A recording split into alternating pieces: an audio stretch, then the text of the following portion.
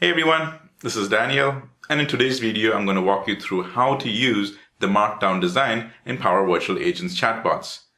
Now, have you ever come across a scenario where you want your chatbot to respond to the user with table-like information or with repeating list items including images? Well, I'm going to walk you through that in this video, both in the Power Virtual Agents standalone chatbot and how it works in Microsoft Teams. So stick around, but first, here's my intro video.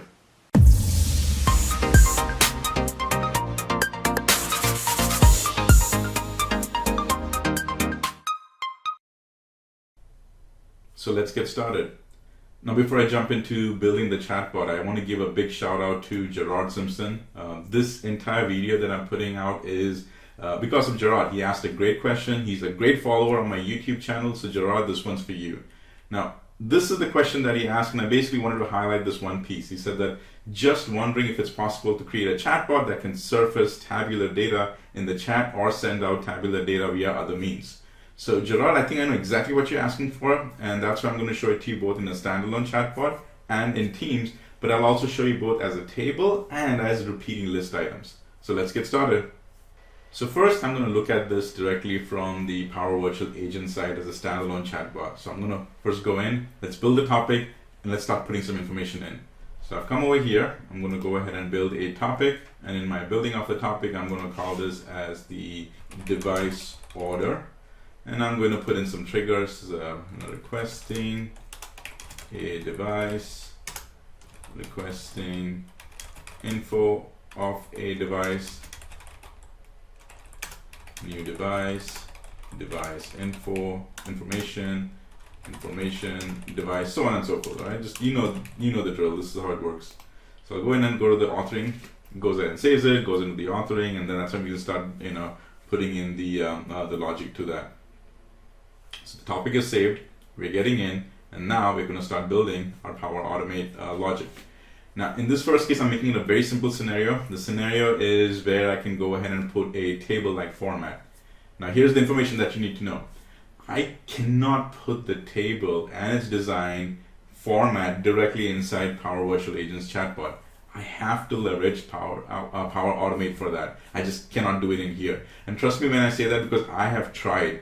I've even tried to use the Markdown design, the one that I'm going to show you. I've tried to do that directly inside Power Virtual Agents, and all you see is the Markdown design text, just like it is. All the columns and everything, and the semicolon. That's all you see. You don't actually see the outcome of it.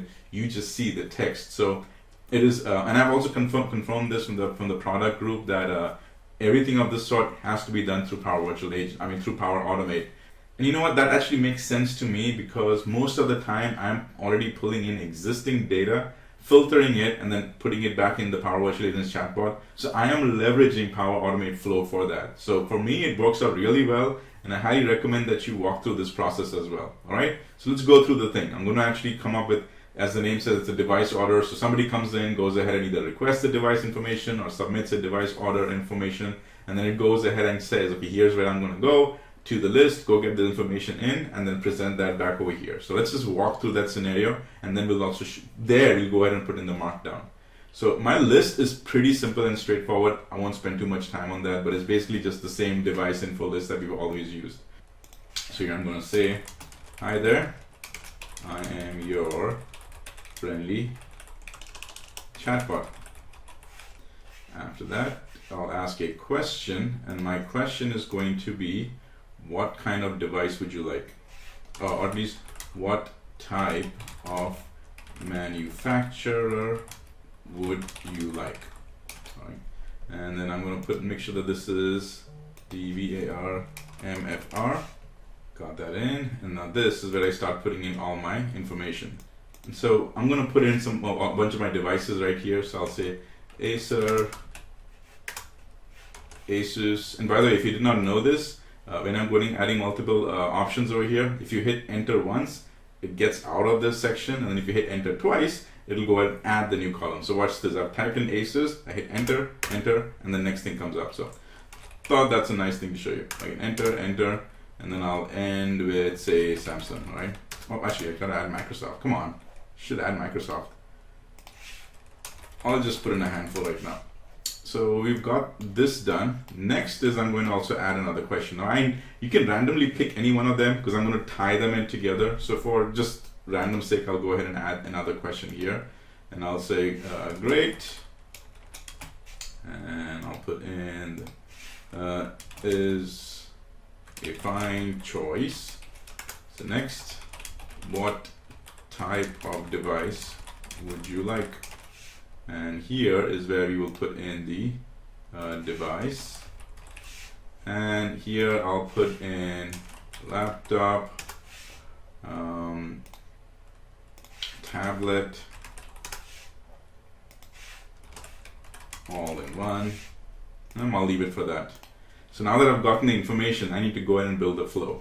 So let me just go and first tie all of these in. Selected, grab it. Oopsies. Here. Grab that. I'm just gonna go and do it as is. Now I've kind of liked the way I do it this way because it keeps moving around. So grabbing from each side kind of helps, but that's just my personal preference. In this case, I have, to minimize the screen a little bit because I've got this one all the way here. So just do what works for you, okay? Increase that as well. And here is now where I'm going to go ahead and call the flow. So I'm going to do an action, call an action. Now in my calling of an action, I'm going to create a flow right over here. So the create of the flow, I need to first make sure I give it a proper name. Now, before I do that, save it. Because if for whatever reason you're saving it, going to the flow and making changes over there, you could lose already the work that you put in. So always save it so you can come back and pick up where you left off. So it says the topic is saved. Great. I'll come in now and I'll go ahead and call an action. The action is for me to create a flow.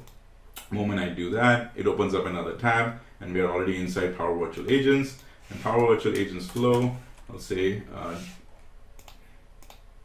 device ordering. Device order, and here I'm going to go ahead and grab two informations, VAR, MFR, which is for the manufacturer, and then the other one is for VAR device. So both of those are coming through. Now here is where you start having some fun. First thing I'm going to do is I'm going to go ahead and create a variable, because the variable is where I'm going to append all of that data. So let me just come in here, I'm going to type in variable, and I'm going to now initialize the variable. And initialize, I'll just call that as info and make that as string. And I'll go ahead and name this one or rename it to initialize var info variable. Again, that's just the way I do it. Come back in now, and in here, I'm going to start going ahead and appending the data. So I don't want to do it here. This is where I just go ahead and build the information. Next is where I go and start appending it. So before I even do that though, I need to say that I can go and start getting the information, because what are the information that I'm getting? I'm going ahead and getting a manufacturer name, I'm going ahead and getting a device name, and I need to run that by a SharePoint list that I have. So let me go and now get that SharePoint list. So I come in and I'll type in SharePoint, and in my SharePoint I will click on that, and here is where I'm going to go ahead and get, and that's what I'm looking for, is to go ahead and get the items, get. Now in get the items, I already know what the site is, so I'll go and grab the site. I already know what the list is, so I'll go and grab the list, which is devices.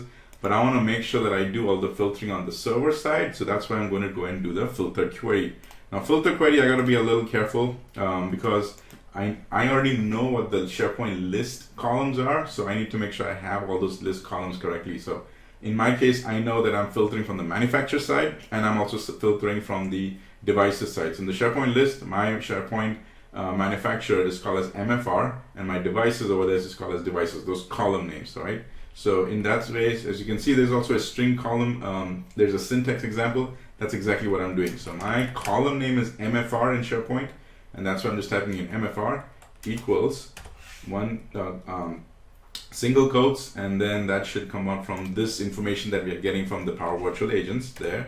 And my devices is called just device equals or equal space single quotes, and over here I'm going to go grab that. So this just took care of the filtering from the SharePoint side. Again, I'm not going and getting too much information. but just making sure that I get all of that. Cool. So we've got that information. Now we start doing a updating of that the flow. Saving.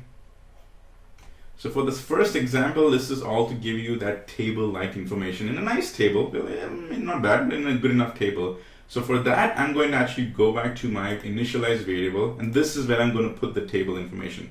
So watch, the first section is I'm just putting the headers. So watch how this works. I first put in a colon, I put space, and I'm going to put in MFR, okay, space, colon, and then again another space, and I'm going to say device, space, and over here I'll say put in price.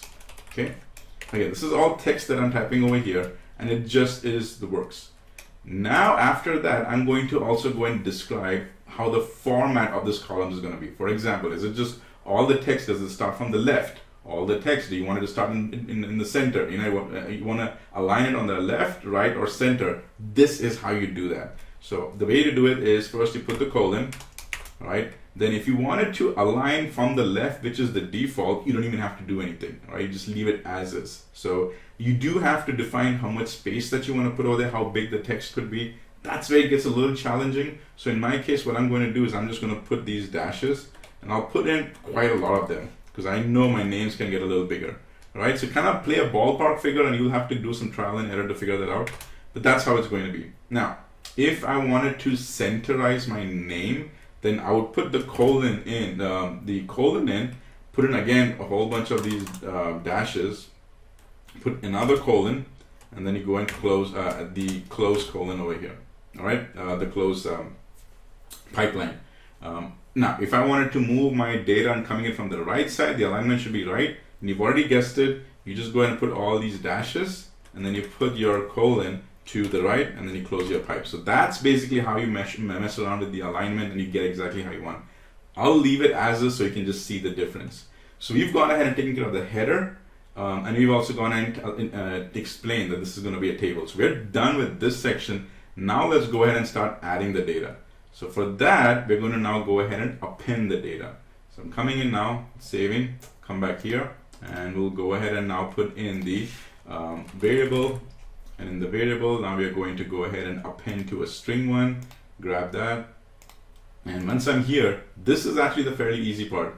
What I do is I first go and hit enter, and then now I'll put in the semicolon, or the colon, put in the pipeline, and this is where I'm going to add those two things. I'm going to go ahead and say I get the information for the manufacturer, the device, and the price. Now, the moment I start adding them, something's going to happen. Watch, some of you already know what's going to happen, but I'll do it for anyway. I'm going to go ahead and grab the manufacturer name, so I'll type in this in, which in my case was actually MFR. So I'll put in MFR. The moment I do that, it puts it into the apply to each, which is perfect because we want it to be appended. All right, so we're fine. We are moving along in space. Then I put that in. I didn't put a space there. I'll put space. Put in the colon or the pipeline. The pipeline. And then what else we had? We went ahead and we're going to put the device and the price. So I'm going to put here. I'm going to put in the device. So I can just type in device. Got the device, space, pipe, and then I've also got the price. So I put the price here, space, and after that we can just leave it as is. So we'll finish with that, and now when I come back in here, I'll go ahead and send all this information back to the agent, the chatbot which is talking. So I'll just put that in, and I'll call that as VR return, put that in, and I'll go ahead and put in the info, and we are actually done for this segment in the Power Automate. So let's go back to the Power Virtual Agent and let's do some testing. So over here, we actually still have to finish it. Over here, I'm actually going to now go ahead and make that call. So I'll first say call in action. In my call in action, I am going to let it load, and I got to go and grab the flow that I did. The flow that I did was this one for device order, just to make sure it was Power Virtual Agents flow device order, Power Virtual Agents flow device order. Clicked on it, and I already can guess this is the right one because it's asking for those inputs, which is the correct one. See, it's got the VR manufacturer VR device. That's the one that I needed. So VR manufacturer, VR device. Now there is no hard and fast rule that your variable names need to match, like how I put over there here versus how I'm putting in the flow. This is just something that I do to make things easier for me. That way I can match, okay, this was the variable I set up in Chatbot, this is the variable I'm setting up in the flow. It just makes it easier for me. So that's the naming convention that I work with. All right, and then I'll just go ahead and create a show a message. And in the show and the message, we'll actually show the return. And finally, let me just go and grab this one, put it over here, connect it, click that over here, and save it. And then we can do a test. All right, so we are good. Let me just make sure everything is good. All right, so let's do a test. I'm going to click the chatbot, and I'm going to say device. That's something to trigger it. So yep, your friendly neighbor chatbot. What device information would you need? Just need to remember which ones that I guess made it base select. Okay, I know I put in say Dell, so we'll do Dell. I'll put in laptop. It sends that information. Now directly it'll go to the flow. Flow will go and do all its magic, and it sends that over here. This is actually not bad. Look at how clean it came. First of all, the columns headers were nicely tagged, and over here you can actually see how the difference is happening, where this one started on the left, this was more middle, and then this is more right. Now, key thing on this formatting style is that you gotta play it by how much columns you really want. Since this was only 3, I'm more comfortable with the table format. And albeit, if you've got larger text, well, then 3 might be a problem. So keep that in mind and do some testing to see exactly which ones do you want, because I intentionally only got 3 columns that I know whose data is not very long or wide, and that's why that table works. So this is the first example of how we were able to do the table in a nice, concise way, and it works. All right. Now let's go ahead and upgrade the flow that we have and do some more work, where I'm going to go and make it list, make it nice and clean, and let's start some images over there as well. So let's go back to my flow. Going back to my flow, and now I'm going to go ahead and use the list item format. So for that case, I don't need these headers, so I'll actually go ahead and take that out. I'll leave it blank as is, but in the apply to each, that's where we're going to do the magic. So here, I'm going to delete that off. I'm still going to hit a space, and now here's the format that you follow. First, you got to just put in a number. I got to put in 1. Now this 1 doesn't mean that this is number 1. This one is actually telling Markdown system that, hey, this is going to be a numerical value convention. There's going to be 1, 2, 3. So that's what that number 1 means. Okay, it's not the number 1 like this is 1, 2, 3. So I'm going to put that in here, and now I directly start adding the information. So my style is I'm going to say here's the device name, and then here's the device type, and so on and so forth. So I want to make it there and then make it subsection, so it kind of looks a little nicer. So watch what I'm doing. All right, coming down here, and then in this case I'm going to put that in as name. And after I do the name, I'm going to put a period, enter, and then I'm going to move it a little bit to the right, and I'll put in a dash. So I usually go with 3 to 4 clicks. I'm going to go 1, 2, 3, 4, then a dash. And then after that, I'll go and put in some other stuff. So let me go and put in device, got that, enter, 1, 2, 3, 4, dash, there. I'll go ahead and put in, say, price. You can do that. Dash, 1, 2, 3, 4. 1, and what else? I'll put the processor, not here, type it here. So we're moving along, dash, 1, 2, 3, 4, dash. Let's get a final screen size. That's usually what users want to see, right there. And then also, I am going to now get the image. Now, in my SharePoint list, let me go get that list so you can actually see it. Here is my list. I've gotten all these columns, which are all simple and fancy, straightforward. But in my thumbnail, if I actually go click on it on the list item, thumbnail is where I've got, it's a simple image type column, and I've got links over here. Now these are the actual full links. That if I were to click on this, you will actually see the image itself. All right, so it's not that I've gone ahead and just taken one SharePoint list item or something like that. That is a full-blown URL, and if I click on it, it works. So keep that in mind. Right, let me go back now into our Power Virtual, into our PVA over here, and I'm going to do again the 1, 2, 3, 4, and this is the format that you got to work in. It's actually using the same style as we would put any other links, but when you put an image, it's a little bit extra step. So watch this, okay? Now I'm going to put in an exclamation. I'm going to put in open the close bracket, and I'm going to type in alt text. I'm going to close the bracket, and then I'm going to open up a curve bracket, and this is where I go and grab that URL. So my URL was just called thumb And that's why I call that as, just make sure I got the right one. Thumbnail, got it.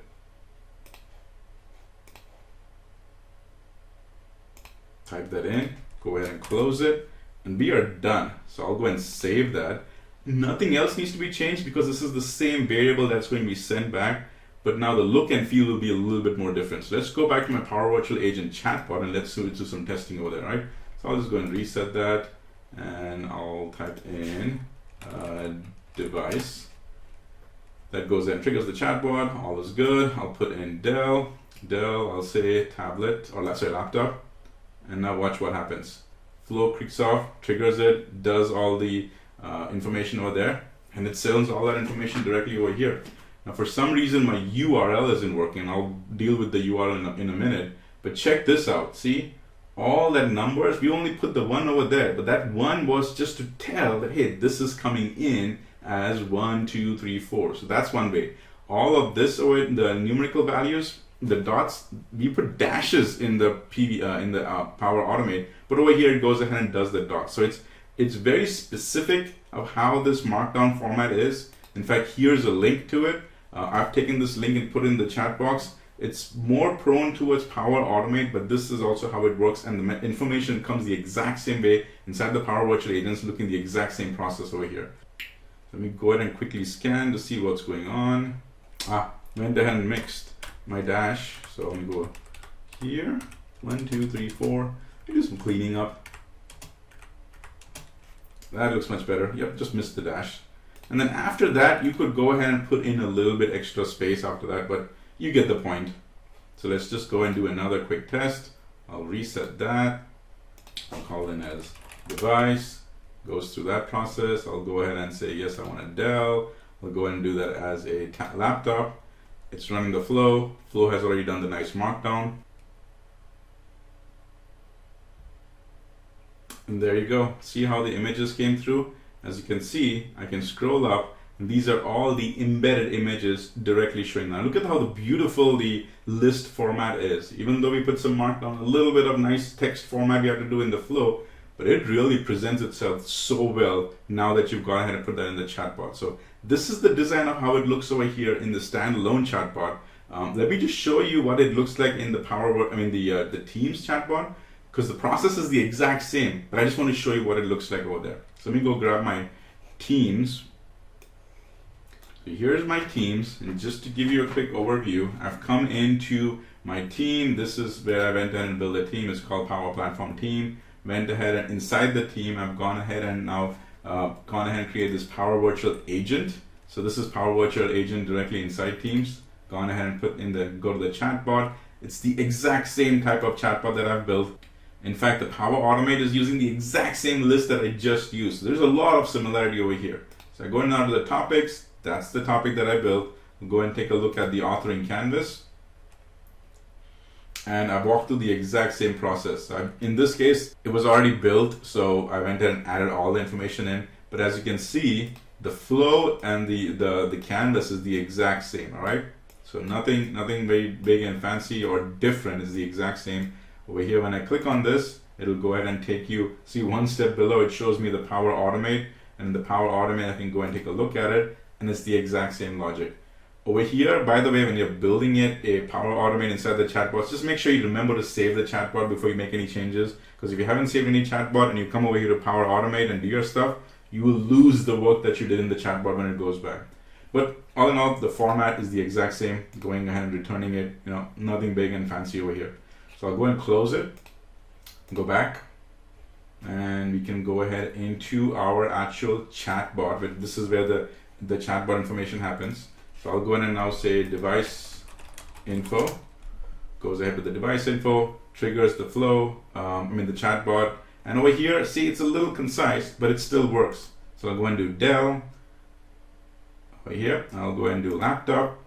The flow triggers off, the markdown formatting is all happening inside the flow, and it goes ahead and sends me the information. Probably something's wrong with my syntax, but overall, as you can see, the markdown design syntax works even in Microsoft Teams, and it works really well. So wasn't this awesome?